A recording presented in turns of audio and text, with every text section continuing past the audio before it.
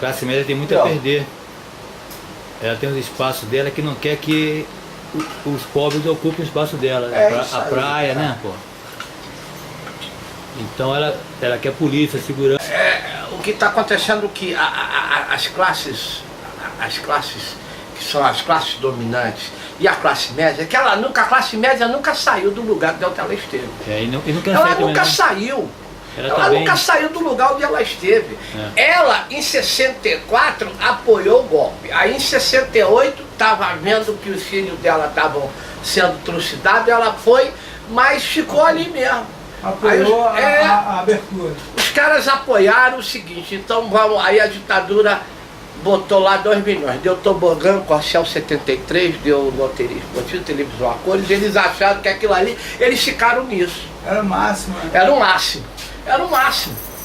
Depois que aí a ditadura começou a entrar em crise, ela entrou em crise em 1973, aí blá, blá, blá, foi caindo, e eles nunca mais fizeram nada, porque foi em crise, nós ficamos numa crise total, e agora? A classe média volta no mesmo lugar. Ela tem medo de tudo, ela tem medo de barulho na cozinha, ela tem medo de estouro, de bombinha de São João, tem medo de tudo. Agora acabou. Ela não sabe mais, ela nunca teve projeto político, a classe média. A classe média nunca teve projeto político. Ela sempre ficou naquela situação de receber as benesses das elites. Quer viver bem. Quer porque viver bem. Intelectualmente também não é ativa. Não é ativa, entendeu? Não faz nada. Não está de acordo com os processos culturais do Brasil, de expansão da tecnologia educacional brasileira. Entendeu? Você não vê ninguém da classe média fazendo isso. Não entendeu? faz nada, a classe média não faz nada. Sabe sim administrar a pobreza, porque toda classe. O que ela faz? Classe média, a maioria da classe média, o que ela faz? Ela vai se infiltrar onde? Nas ONGs, entendeu? Nas instituições que trabalham com os pobres, com as favelas. Tem dinheiro. A igreja evangélica é um dos exemplos. Hoje você vê o pobre, mas você vê a classe média. Porque a classe média, ela quer se locupletar. O que ela fez na Lapa? Ela fez isso. A classe média fez o que na Lapa? Se apropriou. A classe média se apropria das coisas e destrói. Aonde ela tem um ácido úrico na mão, onde ela encosta a mão, apodrece, enferruja. Porque ela é podre. A classe média é a que mais sofre. Mas por quê? O sofrimento da classe média justamente porque é o que ela cria. Pensou, né, não, é o que ela cria também, né? Ela cria o próprio sofrimento dela, porque nesse ostracismo que é natural da classe média, nessa tentativa de isolamento, o que ela faz? Ela também, né, isolando o povo, ela cria também a segregação. A segregação faz parte de um princípio que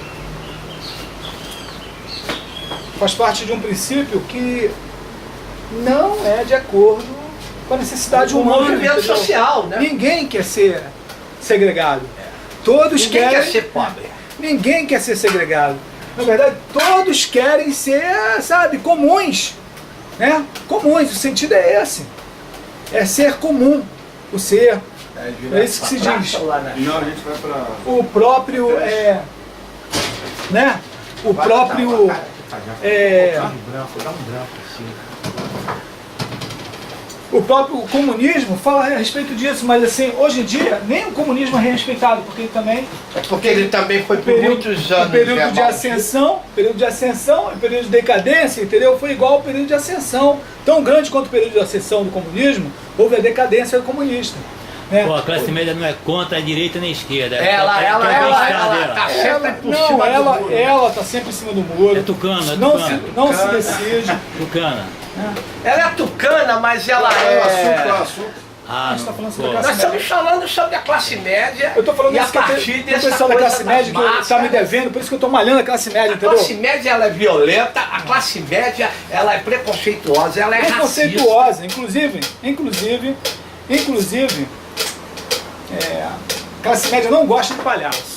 Nunca, ela me odeia, com essa cara, com o tamanho dessa pança que eu tenho, então, e ainda sem dente. Porra, aí ficou pior, né? Piorou! Ninguém quer Olha, Dodô, cadê? Eu vi- Por que você sumiu? usar porque não óculos escuro amarelo, só o palhaço que Só o usa, palhaço. entendeu? Agora a classe média gosta disso? A classe média Sapato gosta de duas Aí, cores? é.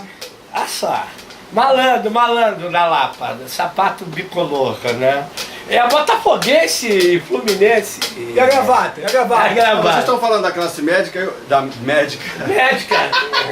Aí vamos falar dos médicos Eu vou chegados falar- de vou Cuba falar da também. classe média Tudo estudantil. maconheiro. A classe média estudantil hoje é a que está nas ruas, entendeu?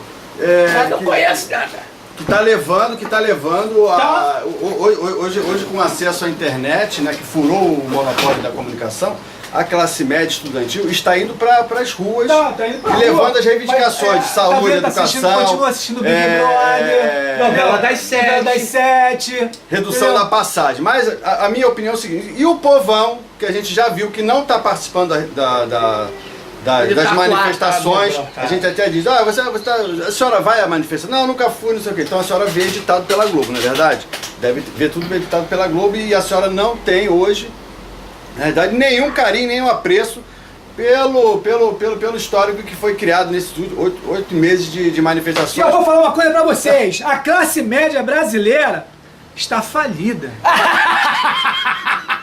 E eu digo o seguinte, que hoje, redução da passagem, saúde, educação, a gente tem que ampliar essas reivindicações, a gente tem que acabar com o monopólio da comunicação, a gente tem que pedir uma reforma política através do plebiscito e uma reforma do poder judiciário, porque é o poder judiciário que manda prender e que manda soltar. Não adianta ficar falando mal dos políticos, querendo fechar o Congresso, porque o Congresso é o único lugar que a gente tem para debater as nossas ideias, entendeu? E fazer do nosso país uma grande democracia. Mas o problema é que hoje nós temos um Ministério Público que investiga, imagina, contra os princípios constitucionais. Aquele que investiga é o mesmo que julga, no caso que propõe a denúncia para ao Supremo Tribunal Federal, entendeu? Então, assim, a gente tem o Supremo Tribunal Federal que está legislando de terça, quarta, quinta e sexta. Você imagina, o Supremo Tribunal Federal, ao invés de aplicar a lei, não, ele está legislando, entendeu? Está legislando. E ainda mais o seguinte, está condenando sem provas. A gente tem aí esse processo aí do mensalão, que a gente sabe que o Joaquim Barbosa escondeu todas as provas a favor dos réus. É o inquérito 2474 que acabou, que acabou seu sigilo, ficou em sigilo durante 7 anos. E a explicação, o argumento jurídico do senhor Joaquim Barbosa, ele diz o seguinte, não, que o processo não ia acabar nunca, as provas estavam chegando, o processo não ia acabar nunca, aí a gente resolveu, o procurador resolveu fazer a denúncia.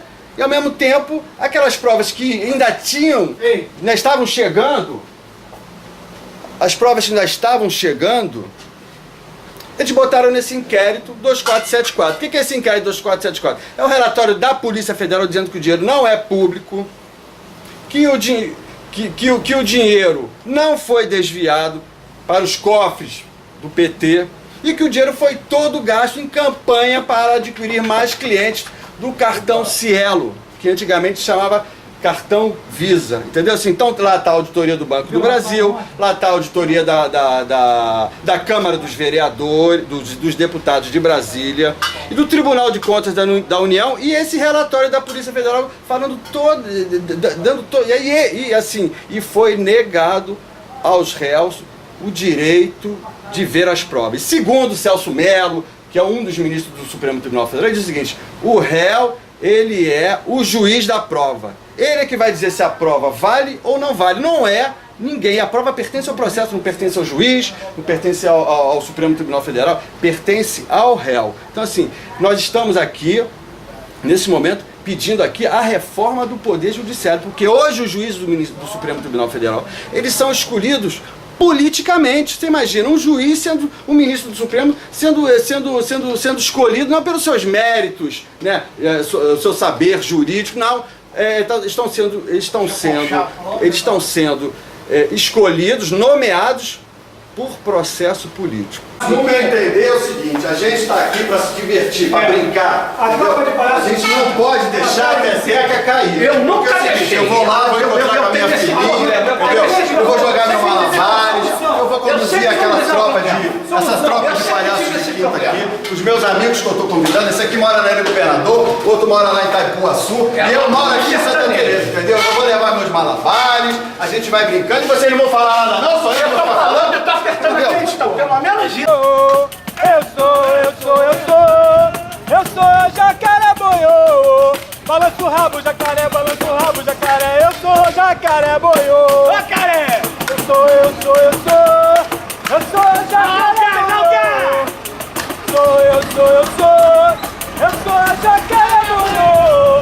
Balança o rabo, jacaré, balança o rabo, jacaré. Eu sou a jacaré boiô. Viva a Baiana! Personalidade, a dançarina, contadora de história, vendedora de acarajé e a grande artista de Santa Teresa escondida ali atrás daquela blusinha branca, daquela saia rodada. Ela vai dançar pra gente aqui. Fui no Tororó! Se prende, Provas você não pode condenar. E eu vou falar de provas. E eu vou falar aqui de um processo chamado AP 470, vulgo chamado de mensalão. Vocês conhecem? Alguém já ouviu falar? Sabem, senhoras e senhores, que foi usada uma teoria chamada teoria do domínio do fato. Alguém conhece a teoria do domínio do fato?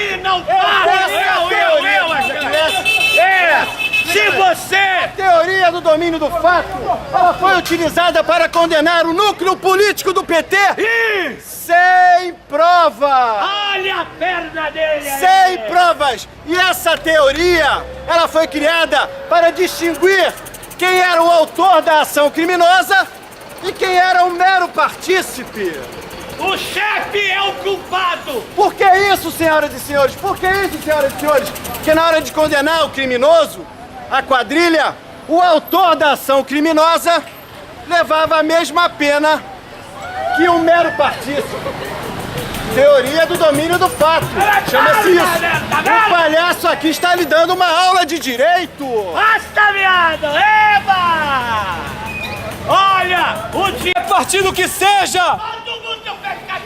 Mas, se houve uma condenação sem provas, isso vem em detrimento do nosso país, da nossa liberdade de expressão, senhoras e senhores! Viva a liberdade de expressão! Viva a liberdade de expressão!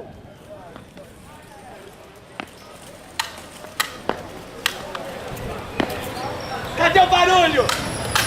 Senhoras e senhores, vou de novo falar sobre esse assunto, mas antes eu gostaria que a baiana do acarajé, que está ali preparando um gostosíssimo acarajé, mandasse um beijinho pra mim. Bate o tambor! Aí, bate o tambor! O vampiro da meia-noite!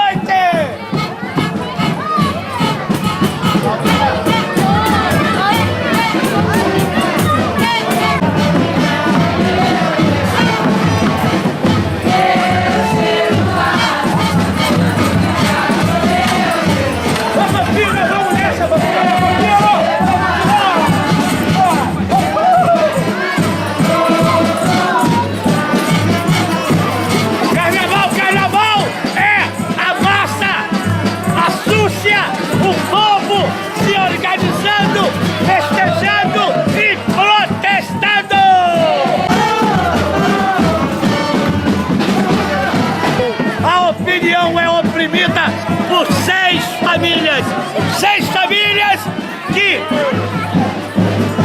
esmagam a opinião pública, levando-nos ao completo debacle, ao completo esmagamento da opinião. O carnaval é a explosão do povo, mas é manipulado pelas hordas do imperialismo e espionagem. A espionagem está por trás. Esqueleto!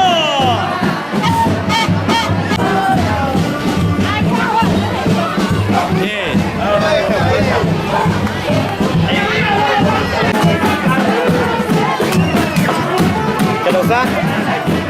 Quer o show?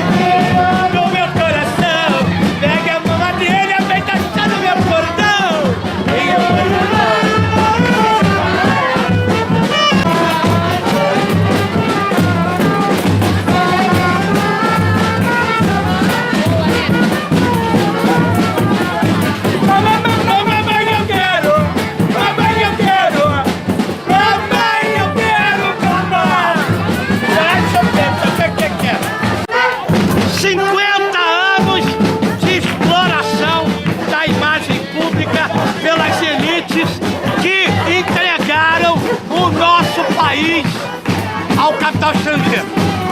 Transformaram, então, as telecomunicações numa grande quitanda de negócios.